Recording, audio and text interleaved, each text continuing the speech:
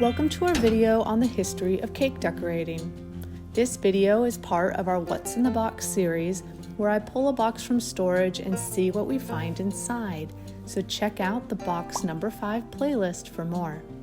In this video, we will explore how simple tools like frosting tips, which are an indispensable tool for creating beautiful culinary artworks, can also be a window into the gender norms of the 1940s and 50s. But first, let's explore the origins of cake decorating.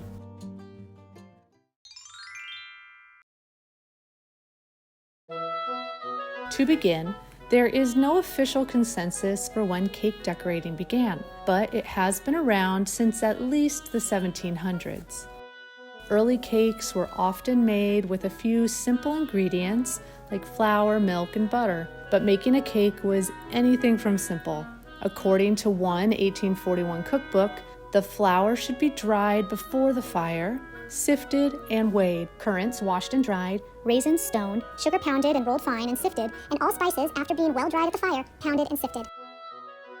Cooking at the correct temperature was also a task, since oven thermostats did not appear until the late 1940s. According to the 1846 Mrs. Beecher's Domestic Receipt Book, the first time an oven is used, it should be heated the day previous for half a day, and the oven lid kept up after the fire is out, which keeps the heat in. But how do you know you have the right temperature? Well, she advises, if the black spots in the oven are not burnt off, it is not hot, as the bricks must all look red. If you sprinkle flour on the bottom and it burns quickly, it's too hot. If you cannot hold your hand in longer than to count 20 moderately, it's hot enough. If you can count 30 moderately, it's not hot enough for bread. Simple, right? Frankly, baking was a chore, and decorating a cake with a sugary topping was pretty rare. I mean, who has time for that? That is until inventions like baking powder made baking cakes much easier. As a successful cake outcome became more predictable, there was an increased emphasis on presentation and ornamentation. Pair that with an increase in the availability and affordability of sugar, and you have a recipe for experimenting with frosting.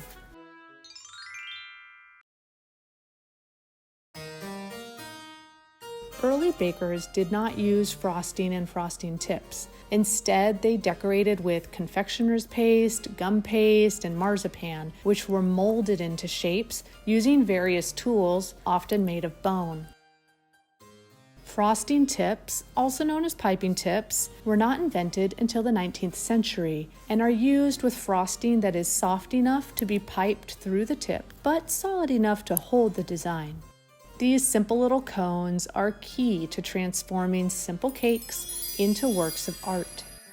As frosting tips gained popularity among cake decorators, they became available in a wide range of shapes and sizes to create a variety of textures, patterns, and designs. Our kit has a rose, a shell, a leaf, a star, which can be used to create textured borders, swirls, and rosettes, a scroll tip, and a round tip for writing.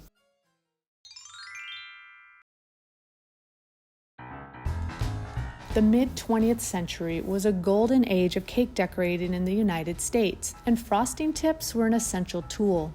During this time, there was no shortage of cookbooks on how to decorate a cake, and home chefs embraced the challenge. Our object is an Atico cake decorating set from around 1950. It was made by August Thompson Corp., which was founded in 1905 and remains in business to this day. The box notes that this kit can be used for decorating cakes and cookies, but also for salads, pies, Easter eggs, pudding, mayonnaise on salads, mashed potatoes, stuffed celery, and much more. According to the box, there is unlimited uses of this set for the person with original ideas. This is why cake decorating is rapidly becoming popular among housewives. Let's dig into this a bit more.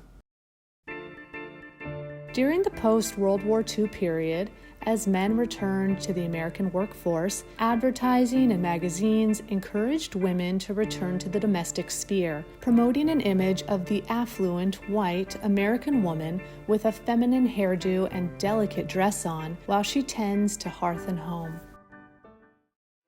Advertising from this era suggested that preparing food for families was not work, but an act of love, suggesting that the connection between food and love was factual, historical, and inevitable.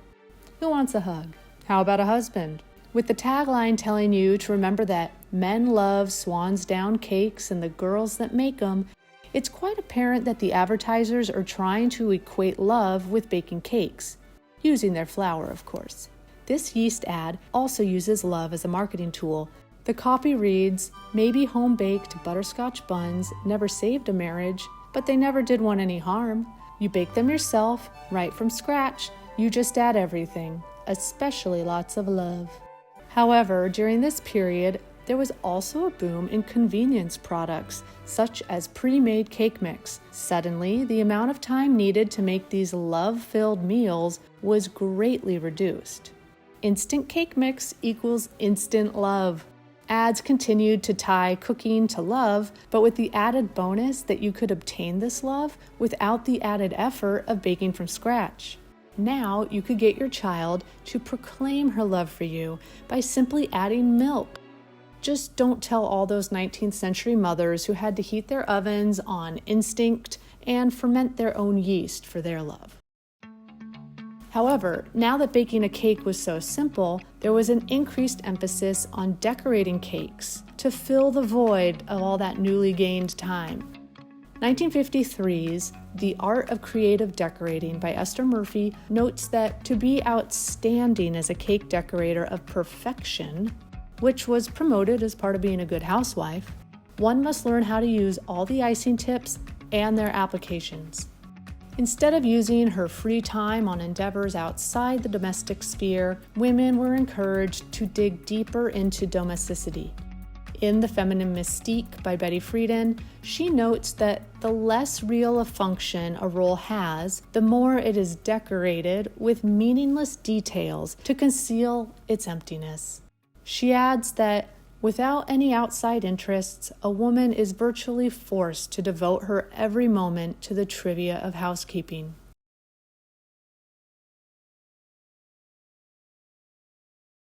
In an era where the ideal wife was discouraged from having a job or outside interests, is it a wonder that the post-war 1940s and 50s were a golden age in cake decorating?